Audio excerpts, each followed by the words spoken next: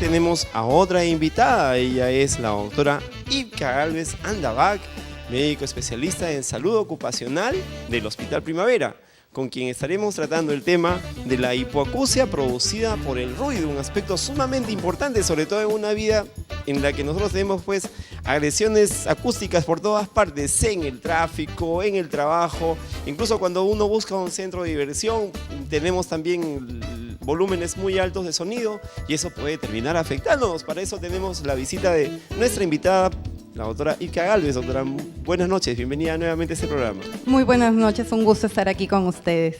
Doctora, vamos de frente al punto. Nosotros decimos en medicina interna, una de las manifestaciones más frecuentes de las personas, y muchas veces no necesariamente son adultos mayores, dicen que tienen dificultades para percibir determinado tipo de ruidos. ¿Cómo podríamos nosotros denominar hipoacusia? ¿Qué llamamos ya hipoacusia?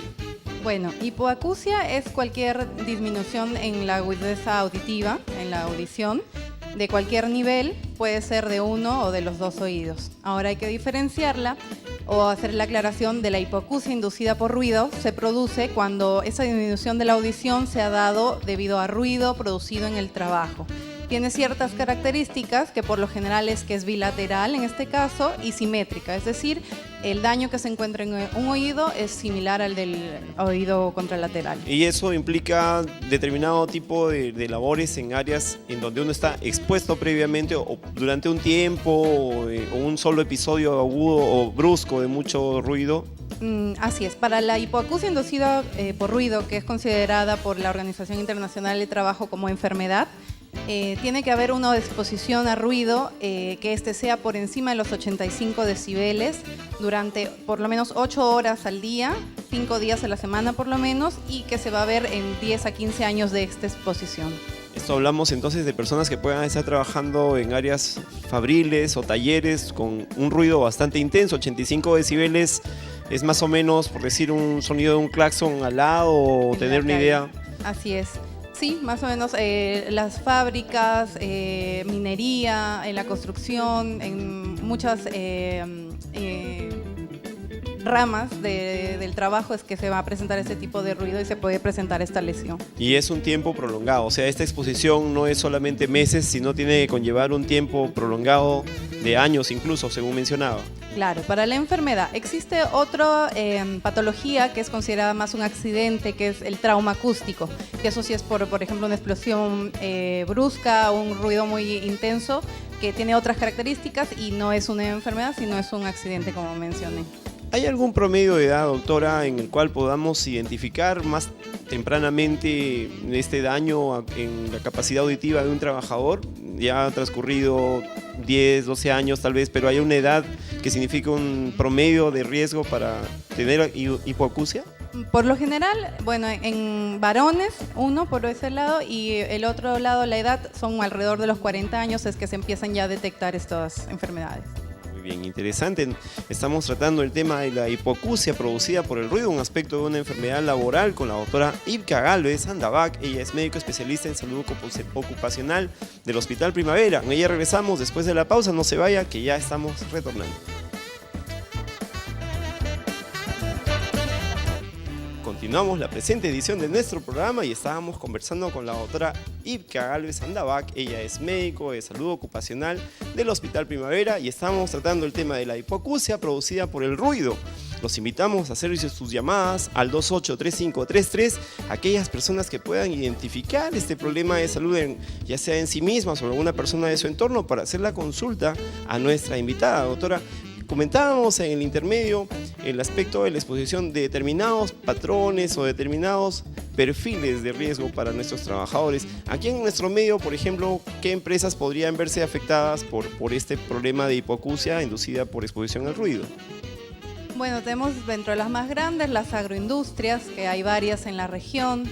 El calzado también, las industrias de calzado, en cualquier empresa donde se utilice algún tipo de maquinarias, motores, todo lo que genere un ruido, lo que primero hay que hacer es el estudio del ambiente laboral, medir ese ruido, a qué nivel está. Si sobrepasara el nivel permitido, que se llama así, los 85 decibeles, lo siguiente hay que hacer es ver la forma de eliminar el ruido Si no se puede, buscar mediante la ingeniería, la tecnología, disminuir el nivel.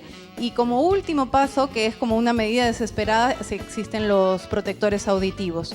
Pero lo primero y lo ideal sería eliminar o que no existe el ruido en el ambiente laboral.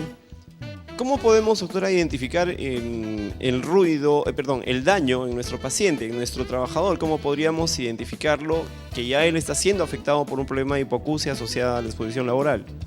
Bueno, tenemos para eso los exámenes de salud ocupacional que deben realizarse en forma periódica, que son obligados por la ley a todas las empresas, grandes o pequeñas. Entonces, mediante este examen, lo que vamos a hacer es la entrevista con el médico y de esta entrevista se va a rescatar los antecedentes que pueda tener el trabajador expuesto al ruido, que bien puede ser cuánto tiempo ha trabajado en la empresa, cuántas horas por día, cuántos días a la semana, el uso de equipo de protección. Por otro lado, se investigan los síntomas. ¿Qué síntomas nos van a dar en general cualquier hipoacusia? La primera, o lo más común, nos va a decir, siento que no escucho bien, o si me hablan muy bajito no escucho. Lo primero. Pero también hay otros síntomas que podrían confundirse con otras patologías o no ser tomados en cuenta, como son los zumbidos. Los zumbidos, o los llamados tinnitus en la terminología médica, es un signo o una alerta de que algo está pasando en nuestro oído. Por lo general es que estamos perdiendo la audición. También puede haber vértigos y también podría referirnos el paciente dolor o talgia, dolor en el oído.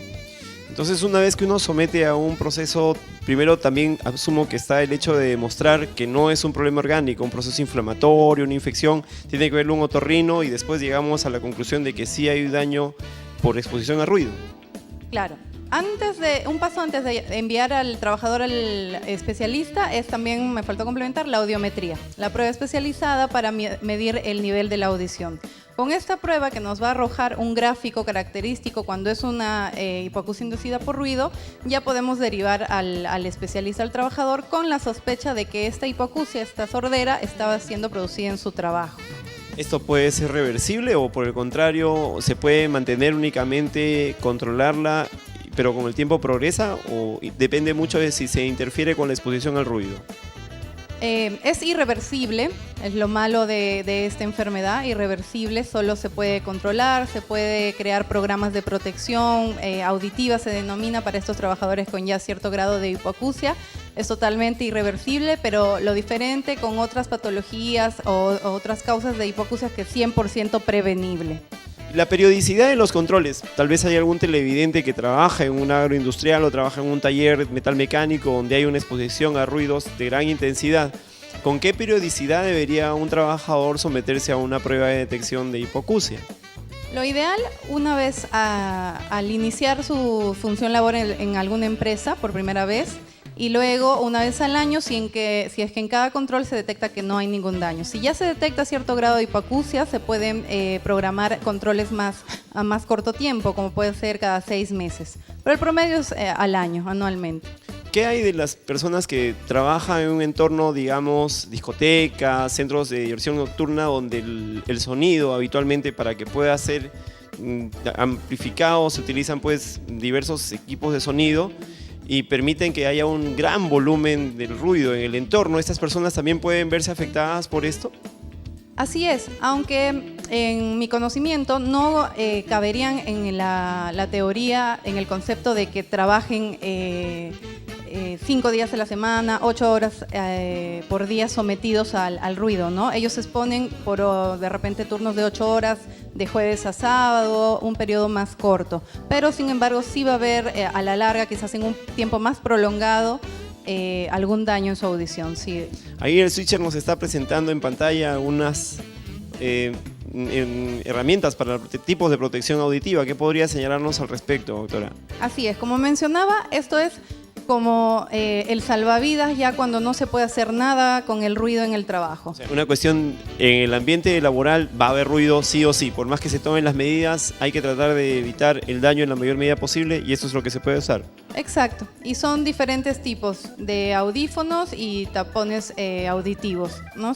Existen de gran variedad y cada uno debe tener una especificación. Eso es lo importante, de que no podemos ir al mercado y comprar un audífono. Esos son fabricados con ciertas especificaciones para atenuar el ruido en cierta medida. Interesante, ¿no? Acá tenemos, por ejemplo, en nuestro medio habitualmente, por ejemplo, yo he visto las personas las que trabajan en empresas constructoras también usan la protección de los auriculares, sobre todo. ¿Esto tiene alguna ventaja o algún diseño en particular de acuerdo al tipo de actividad que desempeña o de acuerdo al entorno en el que labora? En realidad, entre un auricular que tapa todo el pabellón y un tapón que se introduce en el conducto, no hay mucha diferencia entre uno y otro. Va a depender mucho el tipo de trabajo, qué es lo que es más práctico para el trabajador, qué es lo que le va a facilitar hacer sus tareas. Para nuestra población laboral, la que nos está viendo ahorita, doctora, ¿podríamos recomendar, por ejemplo, que sean ellos quienes adquieran sus productos de protección, sus herramientas de protección, o es el empleador el que está llamado a cumplir con estas recomendaciones? Bueno, por ley el empleador es el que debe de cubrir estos gastos y además que él debe hacer el estudio de cuál es el mejor equipo de protección para su trabajador. Bueno, doctora, recomendaciones finales y dónde podemos encontrarla. Hay muchos empresarios tal vez que están viendo el mensaje que estamos enviando a través de esta entrevista. ¿Dónde podrían ubicarla para la consulta correspondiente? Bueno, para recomendaciones, lo que yo les digo a mis pacientes, a mis trabajadores, expuestos o no a ruido en el trabajo, es que deben de cuidar su audición. ¿Cómo lo hacemos? Evitar el uso de audífonos constantemente fuera del trabajo, audífonos para escuchar música, para hablar por celular a volúmenes muy altos, el evitar escuchar música con parlantes, con cualquier equipo de sonido a muy alto volumen, entre otras cosas. Y a mí me pueden encontrar en el Hospital Primavera, donde realizamos las evaluaciones ocupacionales. Nos encontramos en el 4º piso del Hospital Primavera, el área de salud ocupacional, donde contamos con equipo, personal de calidad que va a garantizar el adecuado examen de los trabajadores. Fue la doctora Ipka Gálvez Andavac, a quien agradecemos su presencia, y también a ustedes por su audiencia, y los invitamos a la próxima edición de su programa Salud en tus manos. Hasta la próxima.